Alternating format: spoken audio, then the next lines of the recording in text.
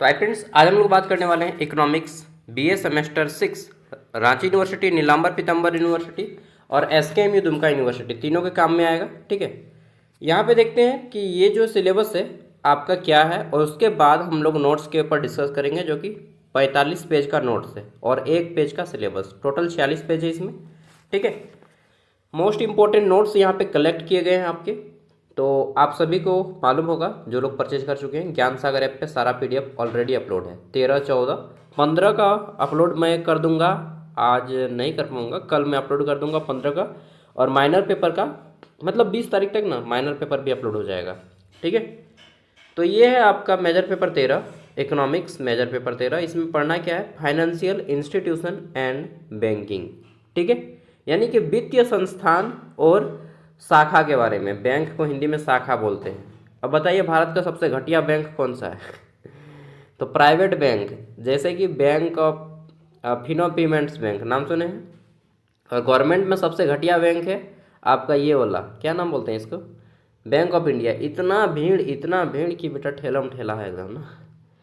देख लेते हैं, तो यहाँ पे आ जाता है पहला नंबर, बैंकिंग इंस्टीट्यूशन के बारे में पढ़ना है। ओके, नेक्स्ट दूसरा है आपका नॉन बैंकिंग फाइनेंशियल इंस्टीट्यूशन, यानी कि जितने भी अन्य शाखाएं हैं जो बैंक नहीं है लेकिन वित्तीय संस्थान है। तीसरा है banking process in India, Bharat में बैंकिंग का क्या प्रोसेस है। नेक्स्ट देख लेते हैं, अगला आ जाता है हमारा बैंकिंग रिफॉर्म्स इन इंडिया, यानी कि भारत में बैंकिंग का जो सुधार का प्रोसेस है वो किस तरह का है। ओके, तो शुरू करते हैं हमारे यहाँ पे यूनिट 1 से। सबसे पहले हम लोग 1 मार्क्स वाले क्वेश्चन करेंगे 25, उसके बाद शुरू करेंगे 5 मार्क्स वाले, फिर 15 मार्क्स वाले। और जितना लंबा जाएगा वीडियो को देखिएगा, मज़ा आएगा, सच बता रहा हूँ। ठीक है, और सीखने को भी मिलेगा, हम बाकायदे करके पढ़ाते हैं, आपको मालूम है ना।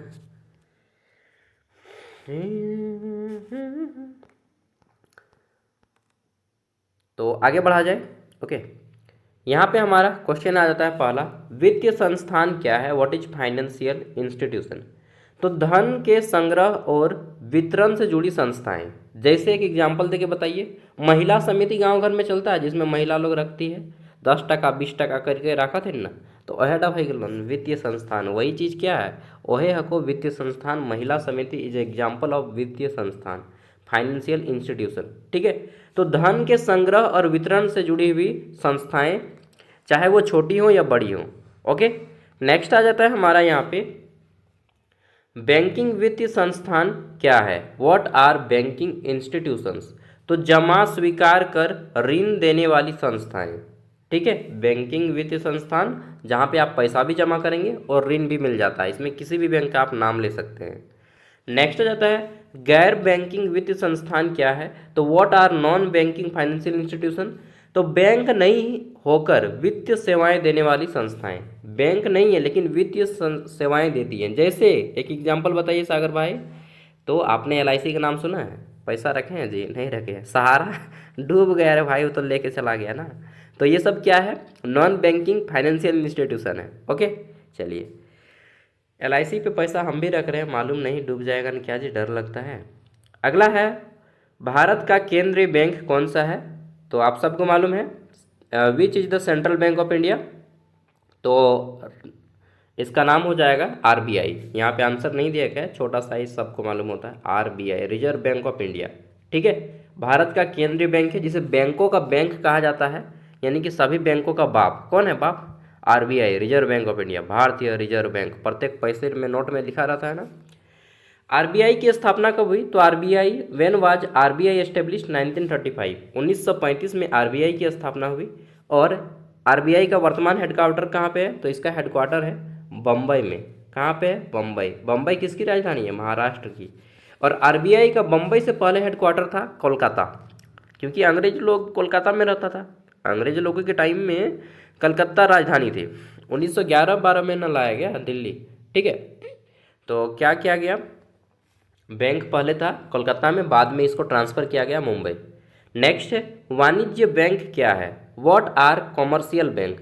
तो जनता से जमा लेकर ऋण देने वाला बैंक, जनता से जमा लेकर ऋण देने वाला बैंक आपका एक वाणिज्य बैंक है। ठीक है, पैसा कलेक्ट करता है जनता से और ऋण प्रोवाइड करता है। ठीक है, मान लीजिए बैंक में आप इसको भी जोड़ सकते हैं, महिला समिति को, वो सबसे छोटा यूनिट मैं बता रहा हूँ, ठीक है। बाकी आप बड़े बड़े यूनिट का कुछ भी एग्जाम्पल दे सकते हैं, लेकिन देखिए समझने के लिए आपको छोटा ही एग्जाम्पल देना पड़ेगा। बोला जाता है ना कि परीक्षार्थी यथासंभव अपने ही शब्दों में उत्तर दें, तो भाई अपना शब्द का प्रयोग करिए ना, किताबी भाषा का प्रयोग कम करिए, ठीक है। नेक्स्ट है, बैंकों का राष्ट्रीयकरण कब हुआ? व्हेन वेयर बैंक नेशनलाइजेशन, ये क्या होता है भाई राष्ट्रीयकरण? थोड़ा सा समझा दीजिए सागर भाई साहब। तो देखिए राष्ट्रीयकरण मतलब होता है मेरे दोस्त कि राष्ट्र का अब यह संपत्ति हो गया। किसकी संपत्ति हो गया? राष्ट्र का। यानी कि अब इसमें फायदा होगा तो राष्ट्र का फायदा होगा, घाटा होगा तो राष्ट्र का घाटा होगा, समझे। तो राष्ट्रीयकरण किया गया 1969 में 14 बैंकों का। कितने बैंकों का? 14 बैंक। जैसे बैंक ऑफ इंडिया है, स्टेट बैंक ऑफ इंडिया है, यूनियन बैंक ऑफ इंडिया है, ठीक है, इंडियन बैंक है, ठीक है, पंजाब नेशनल बैंक है। इन सब बैंकों का राष्ट्रीयकरण किया गया है कि ये भारत सरकार के बैंक हो गए, इसमें जितना फायदा होगा वो भारत सरकार का होगा, घाटा होगा तो भारत सरकार का होगा, ठीक है। कोई बैंक डूबेगा तो भारत सरकार जिम्मेदार रहेगी, किसी का पैसा कुछ भी हो जाएगा भारत सरकार जिम्मेदार रहेगी। तो इसी को बोलते हैं नेशनलाइजेशन, यानी कि राष्ट्रीयकरण। ये बैंक सरकारी बैंक कहलाते हैं, ठीक है। तो 1969 में होता है पहली बार, दूसरी बार 1980 में होता है। अभी नेशनलाइज बैंकों की संख्या कितनी है? शायद 17 या कितना है, एक बार देख लीजिएगा। Total number of nationalise bank 17 है या 13 है जी, सॉरी मैंने नहीं चेक किया। लेकिन उस टाइम पे जब हुआ था तो 14 बैंकों का राष्ट्रीयकरण किया गया था, ठीक है। और भारत की सबसे बड़ी गवर्नमेंट सेक्टर की बैंक कौन सी है? स्टेट बैंक ऑफ इंडिया, जिसमें मैंने भी अकाउंट खुलवाया है 2 साल पहले ही। उससे पहले था बैंक ऑफ इंडिया में। स्टूडेंट खाता सरकारी स्कूल का जो पैसा आता था सब बच्चा state bank of India. Jharkhand के गवर्नमेंट स्कूल से अगर आप पढ़े होंगे तो मैक्सिमम स्टूडेंट का बैंक ऑफ इंडिया में ही खाता रहता है ना, बैंक ऑफ इंडिया। और बहुत भीड़, इतना भीड़ की लगेगा कि बेटा एग्ज़ाम देने जा रहे हैं, ठीक है, पास होंगे तब तो पैसा निकल गए, पैसा निकाल लिए तो एग्ज़ाम पास। चलिए नेक्स्ट है, क्षेत्रीय ग्रामीण बैंक क्या है? तो आपने नाम सुना है झारखंड स्टेट ग्रामीण बैंक, झारखंड राज्य ग्रामीण बैंक, तो यही है आपका क्षेत्रीय ग्रामीण bank. What are regional rural bank? तो ग्रामीण विकास हेतु स्थापित किए गए बैंक आपके क्षेत्रीय ग्रामीण बैंक कहलाते हैं। जैसे झारखंड राज्य ग्रामीण बैंक आपने नाम सुना होगा, ठीक है, ये आपका झारखंड राज्य ग्रामीण बैंक एक क्षेत्रीय बैंक है, ठीक है। नेक्स्ट आ जाता है, अच्छा इसके अलावा भी आपने सुना होगा साहेबगंज कोऑपरेटिव बैंक या फिर Ranchi cooperative bank, Dhanbad cooperative bank, ये सब भी आपका क्षेत्रीय बैंक है, ठीक है। नेक्स्ट आ जाता है, सरकारी बैंक किस सिद्धांत पर आधारित है? ठीक है, on which principle cooperative bank are based? तो ये जो है सहकारिता के सिद्धांत पे आधारित होते हैं, ठीक है। नेक्स्ट आ जाता है वही सब बैंक जो मैंने बताया, धनबाद कोऑपरेटिव बैंक हो गया, साहेबगंज कोऑपरेटिव बैंक हो गया, ठीक है, बोकारो कोऑपरेटिव बैंक हो गया।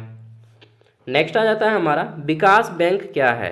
विकास बैंक क्या है? What are development bank? तो दीर्घकालीन ऋण देने वाली बैंक को विकास बैंक कहते हैं। एक विकास बैंक का नाम बता दो भाई साहब, कोई भी बैंक जो दीर्घकालिक लोन देता है, लॉन्ग टाइम लोन देता है आपको।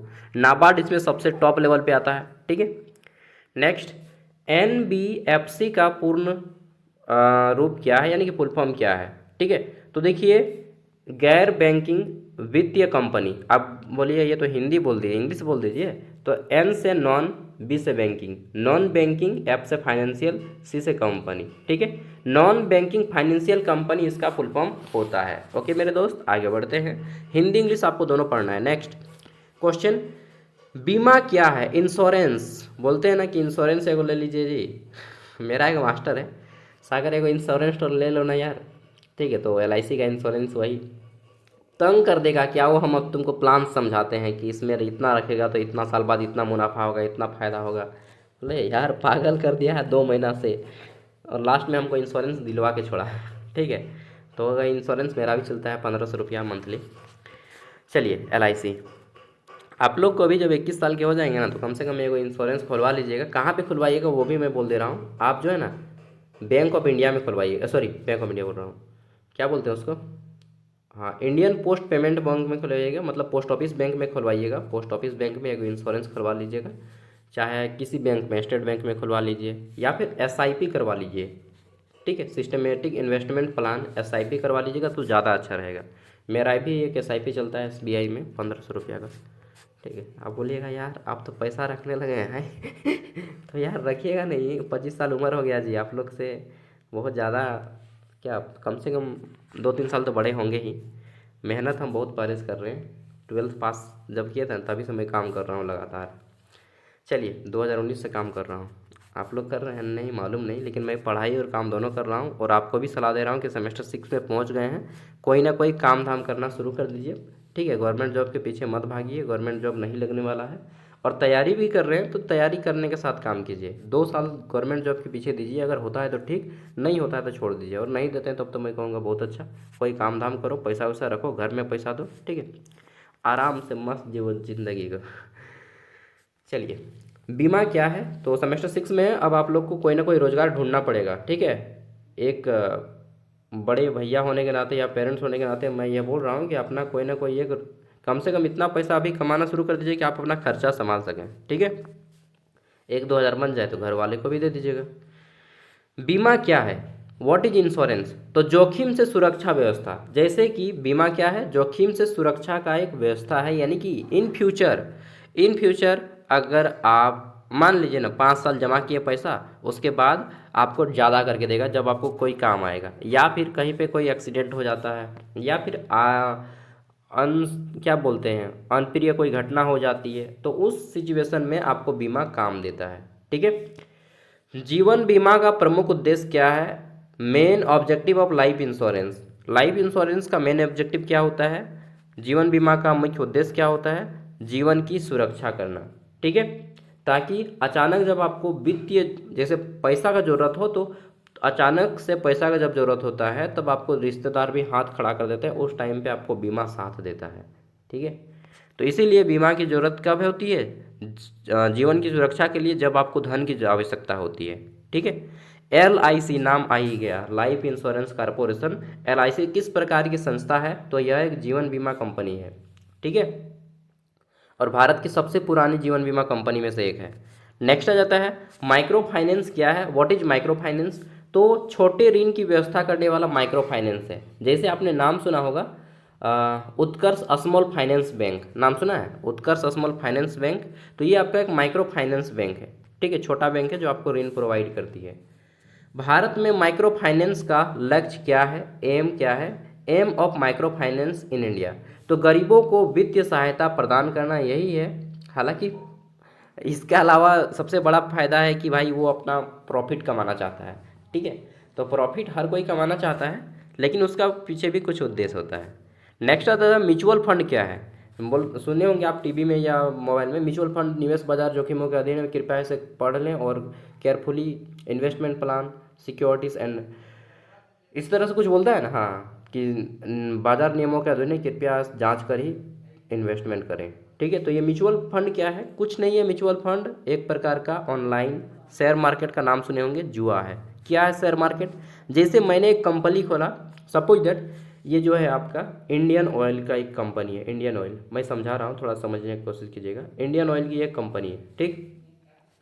इस कंपनी का वैल्यू है, मान के चलिए 50,000 करोड़ की यह कंपनी है, ठीक, 50,000 करोड़ की कंपनी है। अब इस कंपनी का शेयर बांटता है यह कि भाई तुम शेयर लेना चाहते हो तो ले लो। जैसे मैंने इस कंपनी का एक शेयर ले लिया, एक शेयर मान के चलते हैं कि 5,000 रुपया में आ गया, तो मैंने इस कंपनी का एक शेयर ले लिया, चाहे 200 रुपया का 2,000 रुपया का शेयर लिया, जितना भी बनता है मेरा 0 पॉइंट कुछ परसेंट का शेयर बनेगा, ठीक है, 0.00 कुछ भी परसेंट का शेयर बन रहा है। तो वो जो कंपनी है, अब ये कंपनी अगर फायदा होगा तो जितना फायदा होगा उसका जितना परसेंट मेरा बनता है इन्वेस्टमेंट का, वो उतना परसेंट का फायदा मुझे भी होगा। अगर घाटा होता है तो मेरे जो जमा किए हैं उससे भी उतना का मेरा काट लिया जाएगा, समझ रहे हैं। तो ये मालिकाना हक हो गया, उतना परसेंट का मैं भी, इसी को बोलते हैं म्यूचुअल फंड और कुछ नहीं म्यूचुअल फंड, ठीक है। यानी कि एक तरह से पार्टनरशिप है। तो म्यूचुअल फंड सामूहिक निवेश योजना है, यानी कि कई आदमी मिलके किसी चीज़ को निवेश करते हैं, इन्वेस्ट करते हैं, ठीक है। जैसे कि मैंने एस बी आई का जो SIP लिया है SBI का, तो मैं 1,500 रुपया दिया SBI का महीने, प्रत्येक महीने देता हूँ। अब SBI का मान के चलते हैं कि टर्नओवर है 1,000 करोड़, 1,000 करोड़ तो नहीं होगा, 10,000 या 1,00,000 करोड़ होगा, ठीक है, 1,00,000 करोड़ है। अब मेरा जो है मान लीजिए मैंने 5 साल तक जमा किया है, चाहे 2 महीना ही जमा किया है, तो 3,000 मेरा हो गया। ठीक है। तो 3,000 का जितना परसेंट इसका बनता है उतना परसेंट, अगर फायदा होगा जितना फायदा होगा उसको तो मेरा फायदा परसेंटेज भी उतना बटेगा, अगर घाटा होगा तो मेरा परसेंटेज से भी उतना काट लेगा। समझ रहे हैं बात को? बिल्कुल समझ रहे होंगे। तो यही है म्यूचुअल फंड, सामूहिक निवेश योजना है, सिस्टमेटिक इन्वेस्टमेंट प्लान जो है एक कलेक्टिव क्या बोलते हैं उसको, इन्वेस्टमेंट योजना है कि सभी कोई मिल के कलेक्ट करके उसको इन्वेस्टमेंट करते हैं और फिर आगे बढ़ाते हैं। उसमें घाटा होगा तो आपका भी होगा, फायदा होगा तो आपका भी होगा। समझे? आरबीआई का मुख्य कार्य क्या है? मेन फंक्शन ऑफ आरबीआई, तो आरबीआई जो है मौद्रिक नीति का नियंत्रण करते हैं, यानी कि मॉनेटरी पॉलिसी को कंट्रोल करती है कि कितना परसेंट टैक्स लगाया जाएगा, आप कितना परसेंट ब्याज दर लेंगे कस्टमर से, कितना परसेंट उसको ब्याज देंगे सालाना, ठीक है, कितना परसेंट अगर कोई नहीं देता है पैसा बैंक को तो कितना उसको टैक्स लगाया जाएगा। ये सारी चीज़ें कौन निर्धारित करती हैं? RBI, reserve bank of India, ठीक है, जिसे बैंकों का बैंक कहा जाता है। मुख्यालय कहाँ पे है? मुंबई में 1935 में स्थापना हुई थी। आरबीआई के वर्तमान गवर्नर कौन है? चलिए बताइए, देखते हैं कि कौन किसको किसको मालूम है। आरबीआई का who is the current chairman of RBI, ठीक है। और पहले गवर्नर कौन थे? द्वारिका नाथ, क्या है जी, पूरा नाम याद नहीं आ रहा, द्वारिका नाथ कुछ है। और उससे पहले एक कोई अंग्रेज थे, ठीक है, क्योंकि 1935 में अंग्रेज था तो अंग्रेज लोग ही पहले इसकी बने। प्रथम भारतीय द्वारिका नाथ, क्या नाम है उनका पूरा, ठीक है, इसी तरह से है उनका, वो थे। ऋण नियंत्रण एक मात्रात्मक उपाय बताइए। ऋण नियंत्रण का एक मात्रात्मक उपाय पूछा गया है। Name one quantitative credit control tool. तो देखिए क्वांटिटिव कंट्रोल टूल जो है बैंक दर, बैंक आपको रेट लगाती है, भाई ऋण लीजिएगा तो मैं 7% का सालाना आपको ऋण लेता हूँ। जनरली बैंक जो है 7% का सालाना ऋण लेते हैं। जैसे मैंने बैंक से अगर 1,00,000 रुपया का लोन लिया, सपोज दैट मैंने 1,00,000 रुपए का ऋण लिया बैंक से, अब इसमें हमको 7% का सालाना टैक्स लगाएगी, या जो बोलते हैं परसेंटेज लगाएगा, ठीक है, ब्याज लगाएगी। तो इंटरेस्ट कितना लेगी हमको? 7% का। 7% माने भाई, तो 1,00,000 का 7% कितना होगा? सिंपल निकालिए तो 7,000 रुपया हो जाएगा। यानी कि 7,000 रुपया हमको एक साल में इसको देना है। 1,07,000, 1,07,000 रुपया एक साल बाद लेगी हमसे, ठीक है। अगर हम बोलेंगे कि 6 ही महीना में वापस कर दिए तो 6 महीना में कर दीजिएगा, तो फिर जोड़ लीजिए जितना होता है। एक साल का 7% लेता है जनरली बैंक। हालांकि कोई कोई बैंक आपको 8% भी लेता है, कोई 9%, कोई तो 15% भी ले लेगा, आप प्राइवेट बैंक में जाएंगे तो, ठीक है। तो वो डिपेंड करता है बैंक पे। नेक्स्ट, साख सृजन क्या है? What is credit creation. तो बैंक द्वारा धन का विस्तार करना साख सृजन है। जैसे बैंक जो है अपने धन का विस्तार करती है और धीरे धीरे ज़्यादा से ज़्यादा ब्रांच खोलती है। आज विशेष मान के चलिए bank of Punjab national bank का ब्रांच रांची में है पहले केवल, फिर बाद में वह लोहरदगा में भी खोला, गुमला में भी खोला, सिमडेगा, खूंटी, ठीक है, चाईबासा, पलामू, डाल्टनगंज, जितना है आपका देवघर, बोकारो, धनबाद, धीरे धीरे गोटे खोलते गया। तो क्या हुआ? धीरे धीरे इसका ब्रांच फैलने लगा, यानी कि अपने धन का विस्तार किया। तो इसी को बोलते हैं साख सृजन, ठीक है। चलिए आसानी से समझ जाएंगे यार, बिल्कुल आसान है। डिजिटल बैंकिंग क्या है? What is digital banking? तकनीक आधारित बैंकिंग सेवाएं। तकनीक आधारित बैंकिंग सेवाएं जो प्रोवाइड कर रही हैं आजकल, जैसे कि यूपीआई हो गया, फ़ोन पे, जिससे हम लोग यूज करते हैं, ठीक है। डिजिटल जितना भी सेवा प्रदान किया जा रहा है इसी को डिजिटल बैंकिंग सर्विस बोलते हैं, या डिजिटल बैंकिंग सर्विस ही बोलेंगे और क्या बोलेंगे। यूपीआई क्या है? तो यूपीआई का फुल फॉर्म मालूम है? यह एक ऑनलाइन बैंकिंग सेवा। यूपीआई क्या है? एक ऑनलाइन बैंकिंग सेवा है। फुल फॉर्म क्या रहता है? यूनिफाइड पेमेंट इंटरफेस, ठीक है, यूनिफाइड पेमेंट इंटरफेस इसका फुल फॉर्म होता है। चलिए ब्लैंक है, वहाँ पे कुछ नहीं लिखा है, याद करके लिख लीजिएगा। चलिए नेक्स्ट देख लेते हैं, डिजिटल रुपया क्या है? व्हाट इज डिजिटल रुपया? तो आरबीआई द्वारा जारी डिजिटल मुद्रा को ही डिजिटल रुपया कहते हैं। आरबीआई द्वारा जारी डिजिटल मुद्रा को ही डिजिटल रुपया कहते हैं। क्या है यह? तो ये तो हम भी नहीं समझते हैं भाई, जरूरी नहीं कि सब कुछ समझो यार, ठीक है। नेक्स्ट है वित्तीय समावेशन क्या है? What is financial inclusion? तो सभी बैंकों को बैंकिंग से जोड़ना, सभी बैंकों को बैंकिंग प्रक्रिया से जोड़ना ही वित्तीय समावेशन है, ठीक है। आगे आ जाते हैं, IRDAI का मुख्य कार्य क्या है? IRDAI का मुख्य कार्य क्या है? मेन फंक्शन ऑफ IRDA, ठीक है। IRDA का मेन काम जो है बीमा क्षेत्र का निगमन है, ठीक है, यानी कि जितना भी बीमा होता है, पॉलिसी होता है, इन सभी को देखरेख करना है। और एक है सेबी, इसको भी पढ़ लीजिए। सेबी का पढ़े हैं जी आप लोग इससे पहले ही, सेबी शायद पढ़े होंगे ना।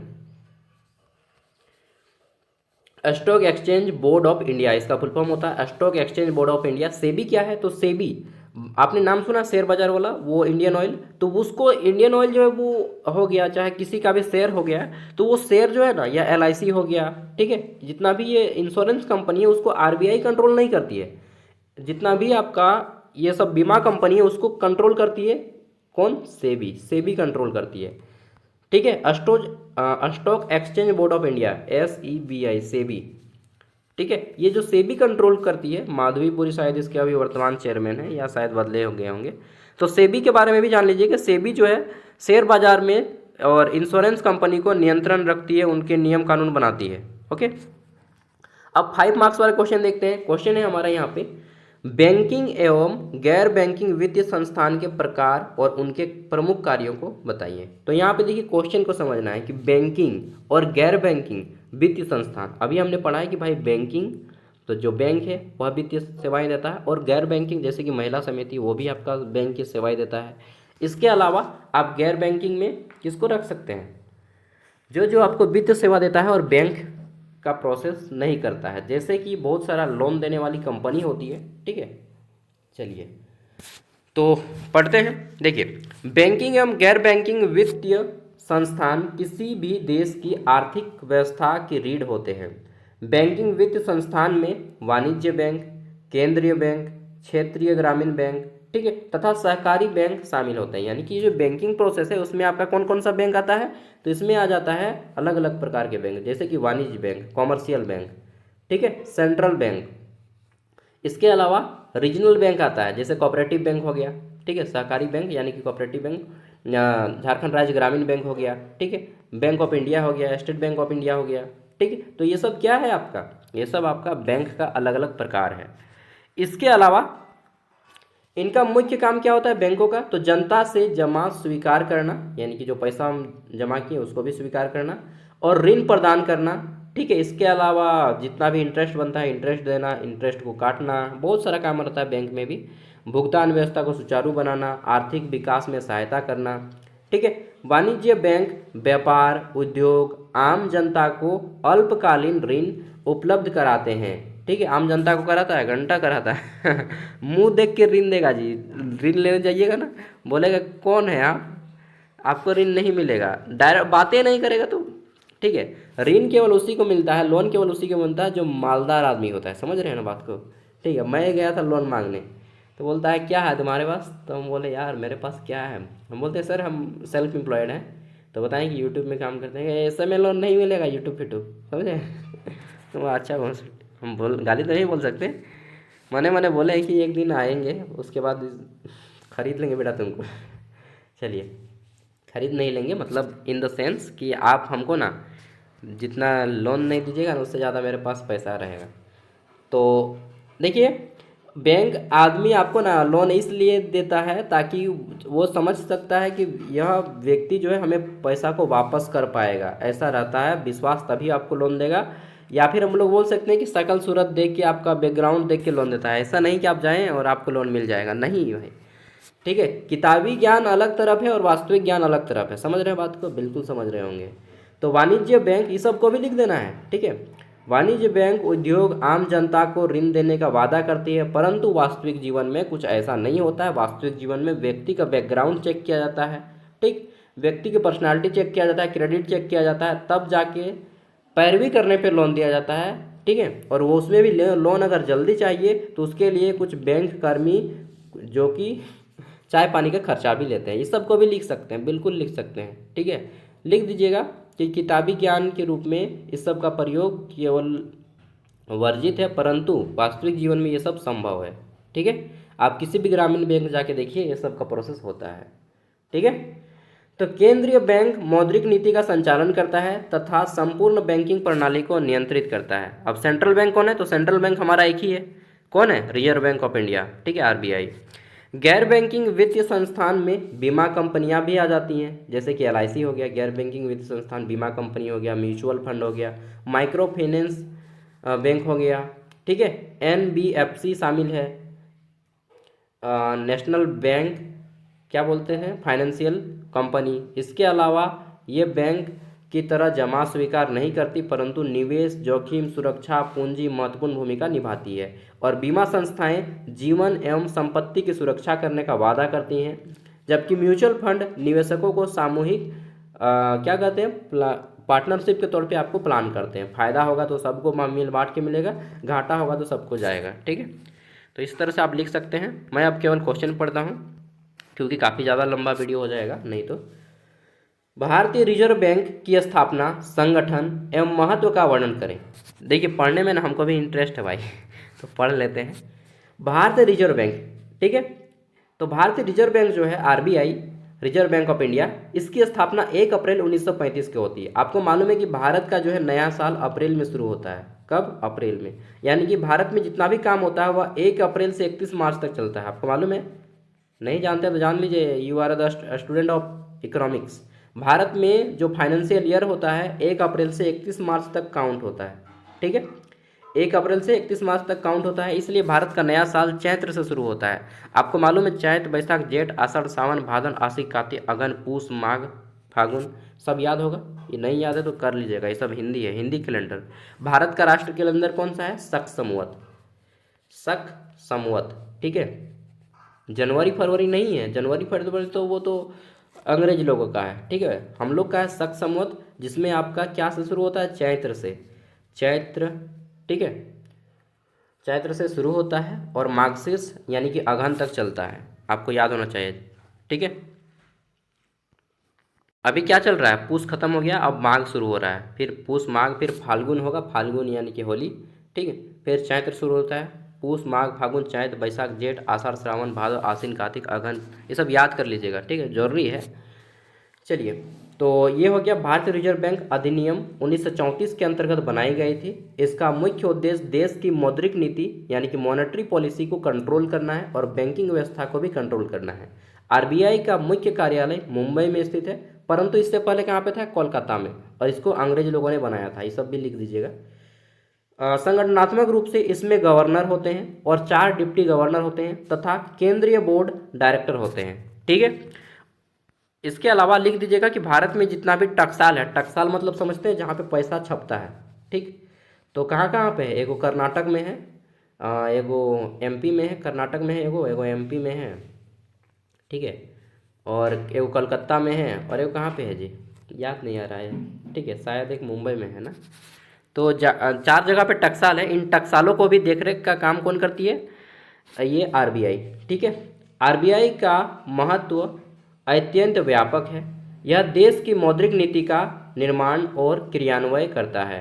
नोट निर्गमन का एकाधिकार रखता है। ठीक, यानी कि नोट कब जारी करना है, कितना जारी करना है, ये कितना छापना है 1 साल में, ये सब का कंट्रोल करती है। ये सब लिख सकते हैं अपने शब्दों में। बैंक का और सरकार बैंक का होता है। ठीक है, मतलब बैंकों का बैंक और सरकार का बैंक होता है यह। और साख नियंत्रण यानी कि सभी बैंकों पे यह नियंत्रण स्थापित करती है। मुद्रास्फीति को नियंत्रित करता है, वित्तीय स्थिरता बनाए रखता है। आरबीआई विदेशी मुद्रा भंडार का प्रबंधन करता है। ठीक है, यानी कि जैसे आप विदेश से पैसा कमा के आए, सपोज इधर मैं गया अमेरिका, अमेरिका से $4000 कमा के लाया। अब $4000 को मैं भारतीय इंडियन रुपीस में कन्वर्ट करने के लिए वहाँ पे जमा करूँगा। ठीक है, तो जमा करने का एक प्रोसेस होता है, वो कुछ % पैसा काटते हैं। ठीक है, तो वो सारा प्रोसेस भी आरबीआई का ही काम है। इस प्रकार आरबीआई भारतीय अर्थव्यवस्था की स्थिरता और वित्तीय भूमिका बहुत बड़ा है इसका। ठीक है, चलिए, और टकसाल वाला भी लिख दीजिएगा। जितना ज्ञान है ना यही में प्रयोग करना है। दोस्तों के सामने ज्ञान मत बांटिए, दोस्तों के सामने ज्ञान बांटिएगा तो बोलेगा ज्ञान पेल रहा है। ठीक है, तो ज्ञान आपको यहाँ पे पेलना है, वहाँ पे नहीं, दोस्तों के सामने। चलिए, रियल लाइफ में फिर यूज कीजिए ना, रियल लाइफ में यूज कीजिए ज्ञान का, वहीं पे प्रयोग कीजिए जहाँ पे जिसका फायदा हो कुछ। ठीक है, बिना मतलब जहाँ पे ज्ञान का फायदा ना हो वहाँ पे प्रयोग नहीं करना चाहिए, नहीं तो उसी में आपकी ही हंसी होती है। ठीक है, हंसी होता है ना, मेरा भी हंसी होता है जब हम ज्ञान झूठ मूठ का बांटने लगते हैं ना, जिसको जानते हैं कि इसको ज्ञान देके भी कुछ फ़ायदा नहीं है, फिर भी ज्ञान देने का कोशिश करते हैं, तो मेरा ही हंसी होता है। तो वहाँ पे हमको ज्ञान नहीं बांटना है। ठीक है, ज्ञान बांटना है एग्ज़ाम में और रियल लाइफ में। नेक्स्ट आ जाता है वाणिज्य बैंक के राष्ट्रीयकरण के उद्देश्य एवं प्रभावों की विवेचना करें। तो कर दीजिएगा वाणिज्य बैंक, जो कि 1969 में नेशनलाइज किया गया बैंकों का, ठीक है, जिसमें भारत सरकार सभी बैंकों का जिम्मा ले ली। अगला जाता है क्षेत्रीय ग्रामीण बैंकों की भूमिका एवं कार्यों का वर्णन करें। Discuss the role and function of regional rural bank. 1975 में ग्रामीण आर्थिक विकास हेतु इसको शुरुआत किया गया। और झारखंड राज्य ग्रामीण बैंक के बारे में थोड़ा सा बता दीजिएगा कि वर्तमान समय में हमारे झारखंड राज्य में भी एक बैंक है जिसको झारखंड राज्य ग्रामीण बैंक बोलते हैं, ठीक है। इसमें भी लोग अपनी ग्रामीण रूरल डेवलपमेंट में योगदान दे रहा है।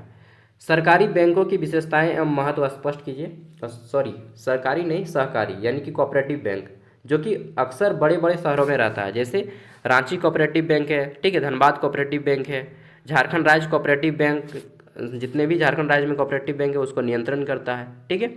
कोऑपरेटिव बैंक में जनरली जो बिजनेसमैन होते हैं बड़े बड़े, उनके पैसे रखे जाते हैं, ठीक है।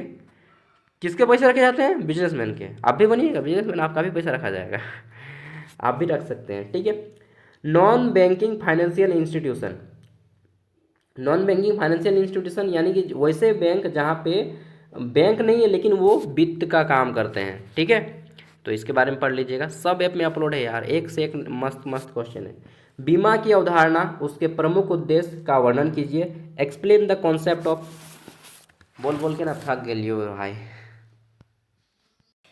तो देखिए, सुबह से उठ के आप ही के काम में लगा हूँ। पहले अभी एसकेएमयू दुमका का भी एग्जाम चल रहा है, 19 जनवरी तक एसकेएमयू दुमका की एग्जाम है, सेमेस्टर 3 का। उनका ख़त्म हो जाएगा, आपका चलता रहेगा, ठीक है। उसके बाद आप पे पूरा फोकस करूँगा। और क्या बोलते हैं, आज आपका ख़त्म होगा सेमेस्टर 6 का, फिर सेमेस्टर 6 में पीजी एडमिशन शुरू हो जाएगा रांची यूनिवर्सिटी में, ठीक है। और कोल्हान विश्वविद्यालय चाईबासा का भी एग्ज़ाम डेट आ गया है 28, उनका अभी सेमेस्टर 5 का एग्ज़ाम होगा, समझ रहे हैं। आप लोग सेमेस्टर 6 में पहुंच गए हैं और उनका सेमेस्टर 5। चलिए, रांची यूनिवर्सिटी लेट है लेकिन इतना लेट नहीं है, वो टाइम पे कंप्लीट नहीं करवा पाएगी, लेकिन थोड़ा सा लेट लेगी, 6 महीना के आसपास हमको लगता है टाइम लेगा आपका, ठीक है। चलिए, तो बीमा की अवधारणा एवं उसके प्रमुख उद्देश्य क्या होते हैं। तो बीमा किस लिए दिया जाता है, तो आपको बताएं कि जब आपको ज़रूरत पड़ती है तब आपको धन का सहायता देती है। इसके अलावा अनहोनी घटनाओं पे आपको जो है क्या देती है, फाइनेंशियल कवरेज देती है, ठीक है, वित्तीय सहायता प्रदान करती है। नेक्स्ट, भारत में बीमा कंपनी के प्रकार एवं उनके कार्यों की विवेचना करें कि भारत में कौन कौन सी बीमा कंपनी है। तो एक ही क्वेश्चन आएगा, वो आएगा, चाहिए बीमा से एक क्वेश्चन आएगा, ठीक है, वित्तीय से एक क्वेश्चन आएगा। चलिए, तो एक ही क्वेश्चन आएगा और आपको पूरा लिखना है। 5 मार्क्स वालों का आपको मालूम है कम से कम 150 शब्दों में 6 मार्क्स 15 मार्क्स का आएगा। तो आपको लिखना है कम से कम कितना शब्दों में, 400 से 500 शब्दों में, ठीक है। 9 नंबर क्वेश्चन है, माइक्रो फाइनेंस की अवधारणा दीजिए, ठीक है। माइक्रो फाइनेंस क्या होता है, भारत में इसकी क्या भूमिका है। तो आपको मालूम है, अभी मैंने बताया, जैसे कि उत्कर्ष स्मॉल फाइनेंस बैंक है, ठीक। ये सब क्या करते हैं, तो ये लोगों को लोन प्रोवाइड करते हैं और यहाँ पे आम आदमी को भी लोन मिल जाता है, लेकिन इंटरेस्ट रेट बहुत ज़्यादा रहता है। जैसे कि मैंने बताया कि आम बैंक जो होता है आपको 7 से 8% इंटरेस्ट लेता है। कितना, 1 साल का इंटरेस्ट रहता है 7 से 8%, 7 to 8% कवर करता है। बट जो फाइनेंस, ये सब बैंक जो रहता है ना आपका, ये सब बैंक, क्या बैंक यार, माइक्रो फाइनेंस बैंक, ये आपको जो है लोन का कवर थोड़ा सा ज़्यादा लेते हैं, शायद 12 या 15% लोन लेता है आपको, ठीक है, इंटरेस्ट। म्यूचुअल फंड की अवधारणा, कार्य और उनके घटकों का वर्णन करें कि म्यूचुअल फंड क्या होता है। देखिए, मैंने आपको बेसिकली सब कुछ समझा दिया है, ऑब्जेक्टिव के फॉर्मेट में, आपको इसको खुद ही पढ़ना पड़ेगा। भारतीय रिजर्व बैंक के शाख नियंत्रण के उपकरण की व्याख्या करें कि भारतीय रिजर्व बैंक किस तरह से अन्य बैंकों पर निगरानी रखता है। और आपको मालूम है, रिजर्व बैंक ऑफ इंडिया का हर एक स्टेट में, जैसे कि रांची में भी इसका एक ब्रांच है, हर एक स्टेट में एक रीजनल सेंटर होता है, ठीक है। जैसे कि रांची में भी रिजर्व बैंक ऑफ इंडिया का एक रीजनल सेंटर है, कहाँ पे है जी, याद नहीं आ रहा है, क्या बोलते हैं, रिम्स के बगल में है, ठीक है, बरियातू के आसपास है। नेक्स्ट आ जाते हैं, वाणिज्य बैंकों द्वारा साख सृजन की प्रक्रिया का वर्णन करें। तो वाणिज्य जो बैंक होता है, ठीक है, उसमें किस तरह से अपने शाखा ब्रांच मतलब पूरे भारत में फैलाता है। जैसे कि पहले बड़े शहर में खोला, फिर छोटे शहर में, फिर धीरे धीरे गांव में खोल देता है और अपना धन, अपने बैंक फैलाता है। अपने बैंक को फैलाएंगे मतलब अपना धन का प्रचार कर रहे हैं, ठीक है। डिजिटल बैंकिंग की अवधारणा एवं उसके लाभों की विवेचना करें, ठीक है, डिजिटल बैंकिंग क्या है, इसकी अवधारणा देना है और आप इसके लाभ क्या क्या है ये बताना है। यूपीआई प्रणाली की कार्य प्रणाली का महत्व का वर्णन करें। ठीक है, यूपीआई कैसे काम करता है, देखिए ये आपका पर्सनल लाइफ का है भाई, ये सब तो आपको पढ़ना ही पड़ेगा। और एक चीज़, जो भी लोग यूपीआई नहीं खोलें, यूपीआई खोल लीजिएगा। ठीक है, हाँ, दो को बैंक रखिएगा, आपका अकाउंट दो होना चाहिए, ये भी मैं देना रियल लाइफ का काम होगा कि दो बैंक रहना चाहिए। एक उसमें जिसमें आप ट्रांजेक्शन ना करते हो, ठीक है, उसमें ट्रांजेक्शन ना करें, किसी प्रकार का स्कैम नहीं होगा, किसी प्रकार का फ्रॉड नहीं होगा, आपका पैसा सेफ रहेगा। ठीक है, मतलब उसमें आपको ऑनलाइन ट्रांजैक्शन नहीं करना है एक में, और दूसरे वाले में आपको ऑनलाइन ट्रांजैक्शन के लिए यूपीआई का एक अलग अकाउंट रखिए। ठीक है, दो को बैंक में अकाउंट खुलवाइए, एक का जिसका आप मिस यूज एकदम रफ यूज करते हो यूपीआई फोन तो लेन देन में, और एक का जिसमें आप केवल पैसा सेव करके रखते हो। ठीक है, जहाँ पे ऑनलाइन ट्रांजैक्शन एकदम नहीं करेंगे, उसमें उसमें केवल बैंक जाके ही काम करेंगे।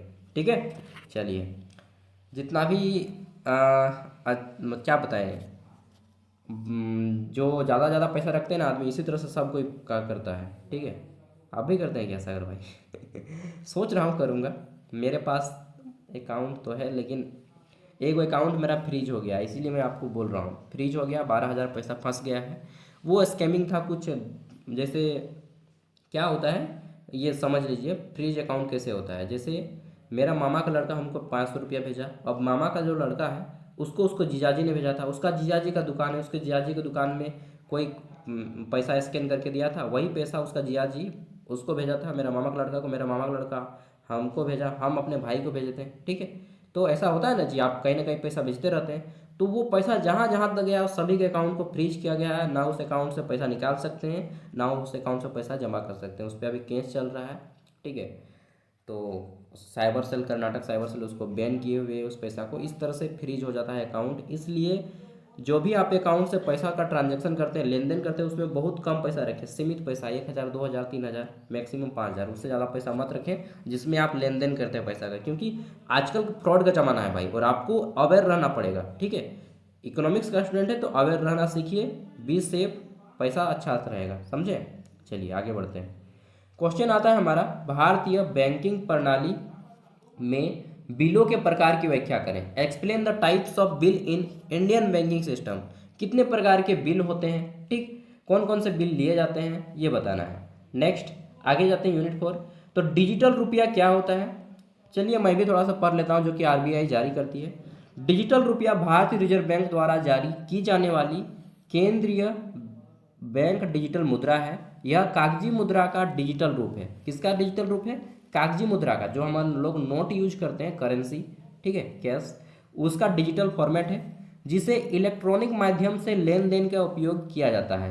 डिजिटल रुपया पूरी तरह से आरबीआई द्वारा समर्थित है, यानी कि पूरी तरह से वैलिड है, मान्यता प्राप्त है, इसलिए इसमें जोखिम की कोई संभावना नहीं है या बहुत कम है। इसका मुख्य उद्देश्य नकद मुद्रा पर निर्भर कम करना है और भुगतान प्रणाली को अधिक सुरक्षित और पारदर्शिता बनाना है। ठीक है, डिजिटल रुपये महत्व की दृष्टियों से है, यह लेन देन को तेज, सस्ता और सुरक्षित बनाता है, नकली नोटों की समस्या खत्म करता है। उसके अलावा खुचरा जो झंझट होता है चिल्लर का, जैसे यूपीआई से आप पेमेंट करते हैं तो वही तो आपका डिजिटल मुद्रा है जी, हैं, ऑनलाइन से पेमेंट किए, ठीक है। मान लीजिए मैंने लिया तेल, ठीक है, सरसों का तेल लिया, करवा तेल ले ले हम 50 टका कर, चाहे 47 रुपये का मेरा है, 47 रुपया पेमेंट करेंगे, 3 रुपया का छुट्टा लेने का झंझट ही नहीं, खुचरा कहाँ खुजते बोलिएगा, चिल्लर। ठीक है, तो ये सब क्या है, ना नकली नोट का झंझट है, ना पैसा खोने का डर है, ना नोट फटने का डर है, ना चिल्लर घुमाने का डर है, ठीक है, और ना पैसा कहीं भी ले जाने का डर है भाई, सब कुछ मोबाइल पे सेव है। क्योंकि यह दूर दराज के क्षेत्रों में भी डिजिटल माध्यम से भुगतान संभव हो पाता है। इसके अतिरिक्त भारत की अर्थव्यवस्था को क्या करता है, जल्दी से यह जो है ना आधुनिक बनाने का काम करता है, डिजिटल बनाने का काम करता है।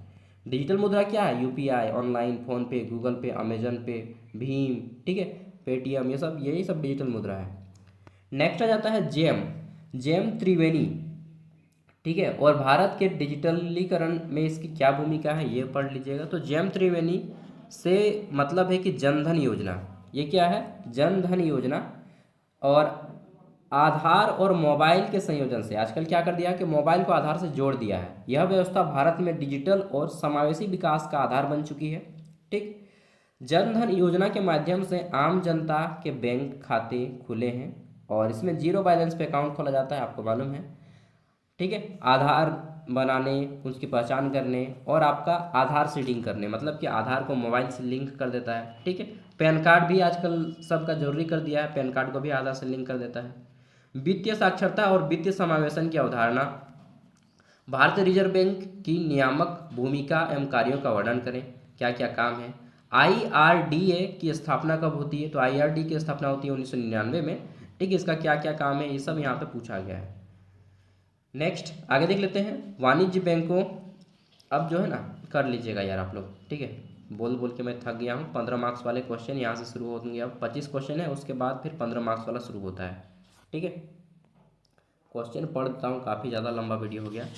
भारतीय वित्तीय प्रणाली में बैंक और गैर बैंकिंग संस्थानों की भूमिका का विस्तार से वर्णन करना है, पूरा डिटेल में आंसर भी आपको यहाँ पे दिया गया है। ठीक है, भारतीय रिजर्व बैंक की स्थापना, संगठन एवं कार्य, भारतीय अर्थव्यवस्था में उसके महत्व की विवेचना कीजिए। ओके, नेक्स्ट क्वेश्चन है हमारा है, वाणिज्य बैंकों के राष्ट्रीयकरण के कारणों, उद्देश्यों एवं प्रभावों का समालोचनात्मक अध्ययन करें। नेक्स्ट देख लेते हैं, तो गैर बैंकिंग वित्तीय संस्थान, ठीक है, नॉन बैंकिंग फाइनेंशियल इंस्टीट्यूशन की भूमिका बताना है। नेक्स्ट है, भारतीय बैंकिंग प्रणाली में साख सृजन। वही सब क्वेश्चन है, बस इसको लॉन्ग आंसर टाइप में थोड़ा सा करके बताया गया है। ठीक है, तो पढ़ लीजिएगा, डेफिनेटली आपका यहाँ से क्वेश्चन मुश्किल है कि बाहर जाएगा। बाकी सभी क्वेश्चन को मैंने इंक्लूड करने का कोशिश किया है। वीडियो पसंद आए तो लाइक कीजिएगा, इतना मेहनत से वीडियो बनाता हूँ यार।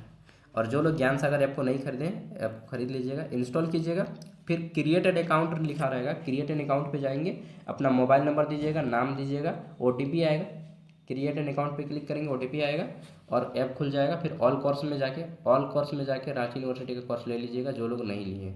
ठीक है, चलिए बता देता हूँ यार। ठीक है, ये है ज्ञान सागर ऐप। ठीक है, इस ऐप को इंस्टॉल कर लीजिएगा, इसका लिंक वीडियो का डिस्क्रिप्शन में भी मिल जाएगा और प्ले स्टोर में भी मिल जाएगा। ठीक है, इसको इंस्टॉल कीजिएगा। उसके बाद क्या करना होगा, इसको ऊपर उठाना है, यहाँ पे आपको क्रिएट एन अकाउंट पे क्लिक करना होगा सबसे पहले। ठीक, क्रिएट एन अकाउंट पे क्लिक करेंगे तो आपको फुल नेम और मोबाइल नंबर डालिएगा अपना। ठीक है, ओटीपी आएगा, फुल नेम मोबाइल नंबर डालेंगे और क्रिएट एन अकाउंट पे क्लिक करेंगे, ओटीपी आएगा, ओटीपी डालिएगा, लॉगिन हो जाएगा। उसके बाद आपका यहाँ पे ये खुल जाएगा, ऑल कोर्स में आएंगे। ऑल कोर्स में आने के बाद यहाँ पे आपका बहुत सारा कोर्स खुल जाएगा इस तरह से। तो आपको रांची यूनिवर्सिटी वाला कोर्स लेना है, 60 रुपये पेमेंट कीजिएगा।